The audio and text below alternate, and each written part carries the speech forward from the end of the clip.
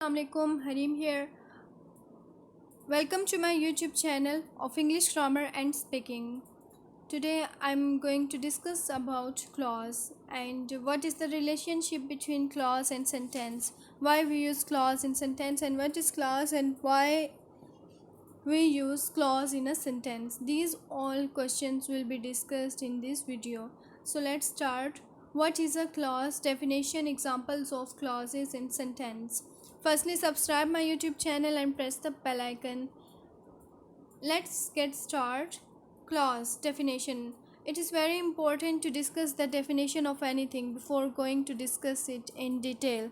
जब भी आप किसी चीज़ को डिस्कस करना चाह रहे होते हैं डिटेल में, तो उसके लिए ज़रूरी होता है कि आपको उसके बारे में पता हो कि वो है क्या, अदरवाइज़ फिर आपको समझ भी नहीं आता। इसी तरह से क्लॉज की डेफिनेशन है यहाँ पर। A clause consist of a subject and a verb and is the smallest grammatical unit that expresses a thought।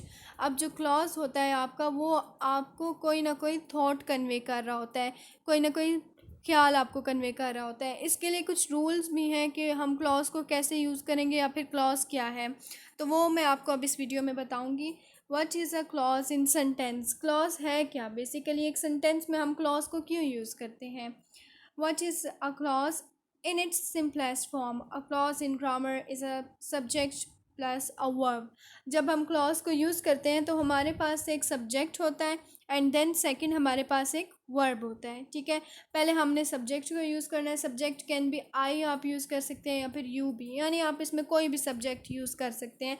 And then verb which represents action. अब वर्ब में भी आपको जो है काफ़ी ज़्यादा इसके बारे में नॉलेज होनी चाहिए कि मेन वर्ब हम यूज़ करेंगे या फिर मेन क्लॉज क्या है, तो ये सारा कुछ मैं आज आपको बताऊंगी।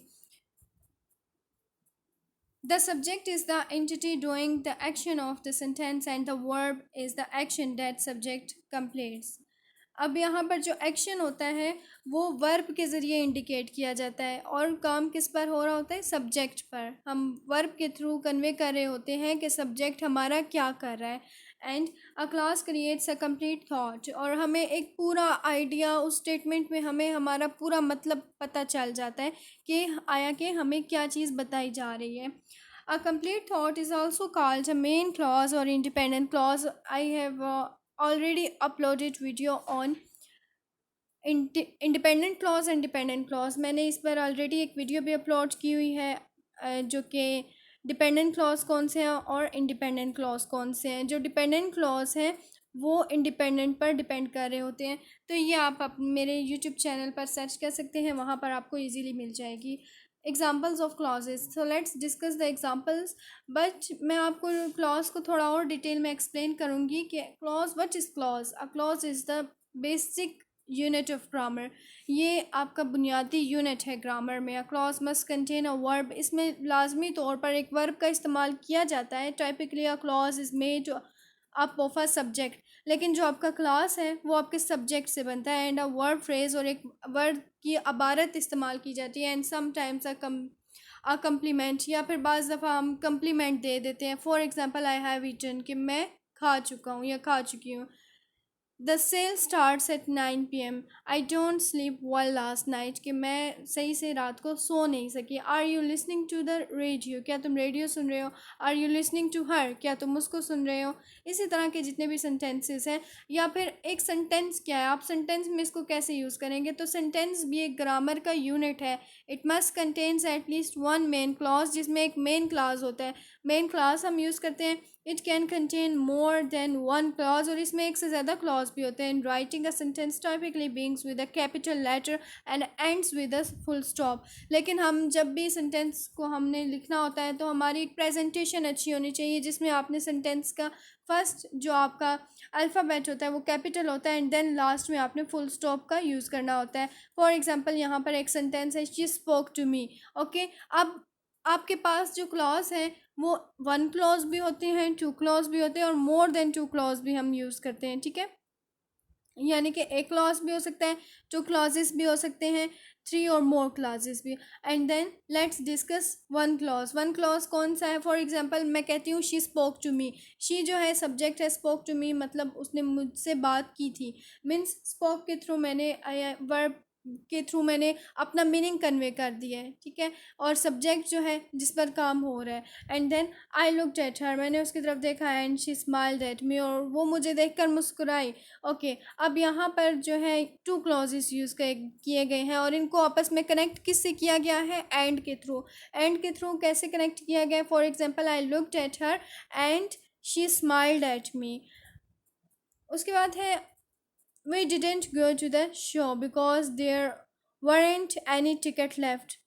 हम शो देखने नहीं गए क्योंकि कोई टिकट रहा ही नहीं था, कोई रिमेनिंग ऐसे टिकट था नहीं कि हम जाते बाद में और देख सकते, क्योंकि जितने भी टिकट्स थे वो ऑलरेडी बुक हो चुके थे, यानी कि सारी उनकी बुकिंग हो गई थी। अब main clause and the subordinate clause connected by because. अब आपको यहाँ पे पता होना चाहिए कि इसमें एक मेन क्लॉज है, ठीक है, और एक सबऑर्डिनेट क्लॉज जो है जिसको बिकॉज के ज़रिए यूज़ किया गया है।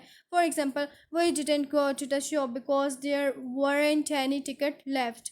The next comes the in everyday speaking. जब हम डेली कन्वर्सेशन कर रहे होते हैं, इट इज़ ऑफन, ऐसा अक्सर होता है, डिफ़िकल्ट टू आइडेंटिफाई सेंटेंसेस, कि हम सेंटेंसेस को आइडेंटिफाई नहीं कर पा रहे होते, कि जैसे कि कोई मेन क्लॉज है, टू क्लॉज है, या फिर टू और मोर क्लॉजेज यूज़ किए गए हैं। We speak in small stretches of language. Sometimes we just single words or phrases. We didn't always speak in complete sentence, and we often complete each other's sentences. Okay, let's discuss some other examples. For example, what are those flowers? ठीक है, यानी कि वो फूल कौन से हैं? Which ones? कौन से? The pink ones over there. यहाँ पर जो पिंक कलर के पड़े हुए हैं. Did I tell you I am going to do a course in यानी कि अभी उसकी बात कंप्लीट है, उसने यू और एम का वर्ड यूज़ किया गया है। तो बी जो पर्सन है वो कहते हैं computing, are you talking about computing? क्या तुम कंप्यूटिंग की बात कर रहे हो? No, business studies, I am talking about business studies. So here are some examples, जो कि यहाँ पर रिटन एग्जांपल्स हैं। अब मैं आपको ये करवाऊँगी, क्योंकि ऐसे जब मैं आपको मीनिंग कन्वे कर रही होती हूँ थ्रू अदर एग्जांपल्स, तो वो आपको ज़्यादा अंडरस्टैंडेबल हो जाती हैं, जो एग्जांपल्स मैं आपको बाद में रिटन फॉर्म में करवाती हूँ। So let's discuss example of clauses, subject plus verb. ये जो है इसका फार्मूला भी कह सकते हैं आप। इसमें सब्जेक्ट आता है एंड देन आप वर्ब का यूज़ करते हैं, इक्वल्स टू कंप्लीट थॉट, जो कि आपको कंप्लीट थॉट कन्वे करता है। आई ईट, ओके, आई ईट यानी कि मैं खाता हूँ, ठीक है। अब आपने इस सेंटेंस में देखा है कि आपको कंप्लीट मीनिंग कन्वे कर रहा है। एंड देन कम्स द शेरन स्पीक्स, अ कंप्लीट थॉट, इसमें भी आपको एक कंप्लीट थॉट मिल रहा है।